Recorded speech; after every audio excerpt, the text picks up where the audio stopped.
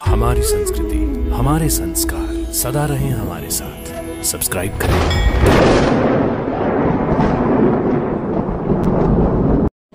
हरे कृष्ण।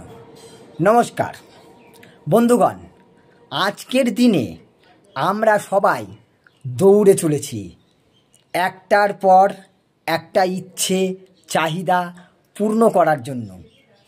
आमरा सबाई एकटा ना एकटा क्लांतिर बोझा माथाय निये आमरा सबाई दौड़े चलेছি, किन्तु এই পৃথিবীতে এমন একটা শক্তি আছে যেই শক্তি আমাদের দুঃখ কষ্ট এবং ক্লান্তি দূর করে থাকে। সেই শক্তির নাম কি জানেন? ভগবান। সেই শক্তির নাম হলো ভগবান, ঈশ্বর। আপনারা যে নামেই ডাকেন তাকে ডাকতে পারেন, কোনো অসুবিধা নেই। জীবন যতই কঠিন হোক মনে রাখবেন ভক্তি কিন্তু কখনো বৃথা যায় না। মনে রাখবেন এক বিন্দু ভক্তি আর এক ফোঁটা চোখের জল ভগবান অবশ্যই গ্রহণ করে থাকেন।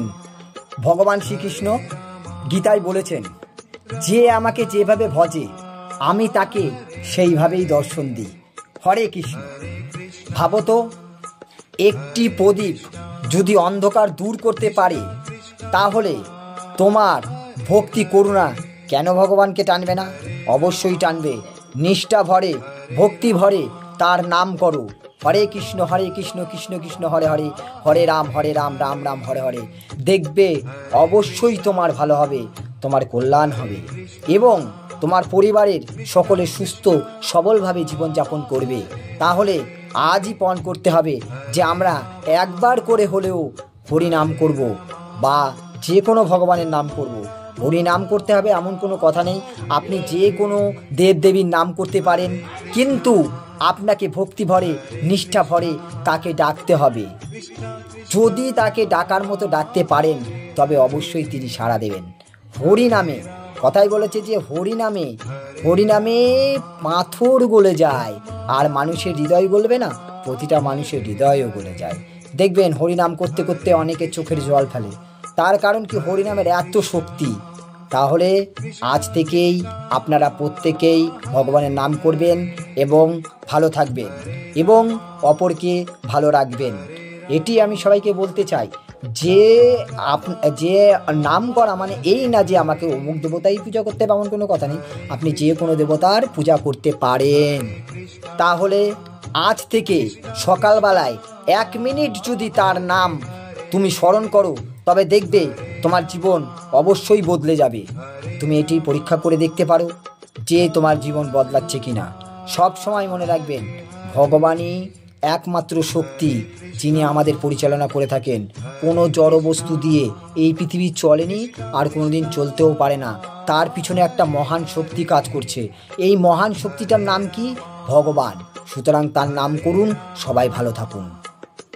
ভক্তগণ, আপনারা যদি বিশ্বাস করেন যে ভগবানের ভক্তি জীবনকে বদলে দেয় তাহলে আমার এই ভিডিওটিকে শেয়ার করুন এবং আরও ভালো ভালো ভিডিও পেতে এই চ্যানেলটিকে সাবস্ক্রাইব করুন।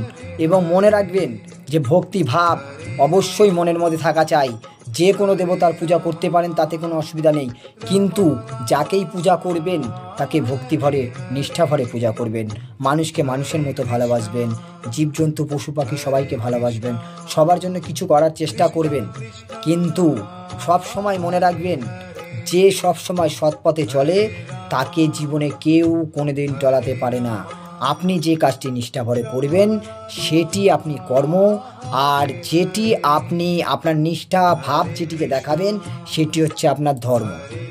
তা একজন আমাকে বলছিল যে প্রভু, ওই লোকটাকে যে আপনি যে ওই লোকটাকে যে সাহায্য করলেন, জানেন ওই লোকটি মানে কোরকম বাজে কাজ করে।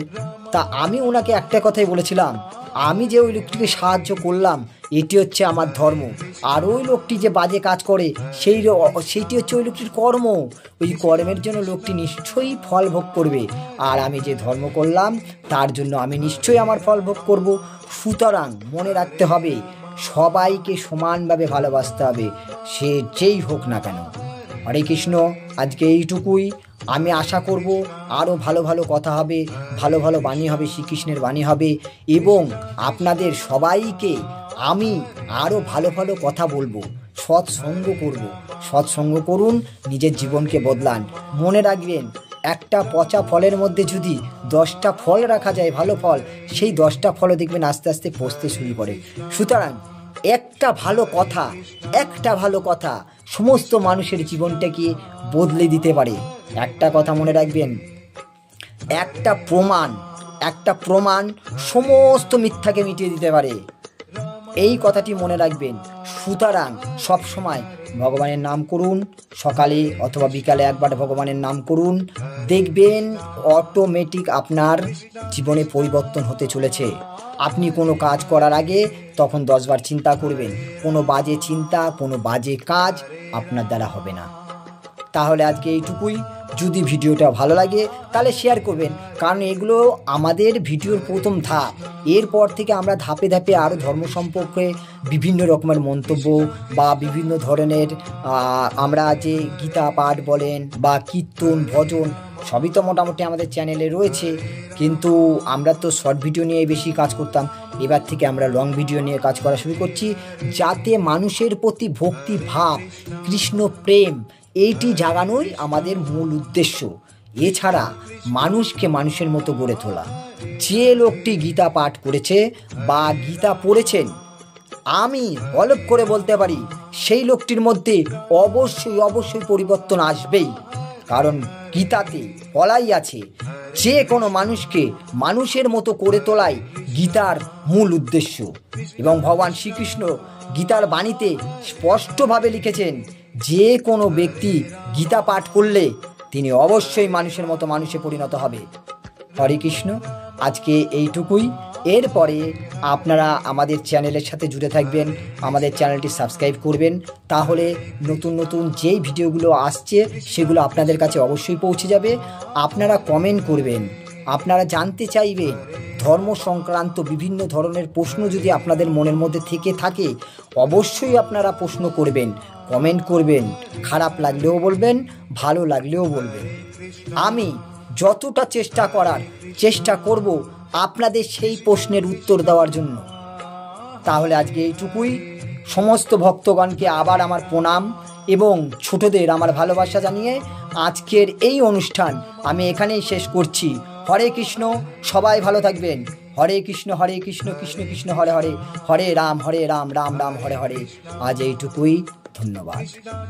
हमारी संस्कृति, हमारे संस्कार सदा रहें हमारे साथ।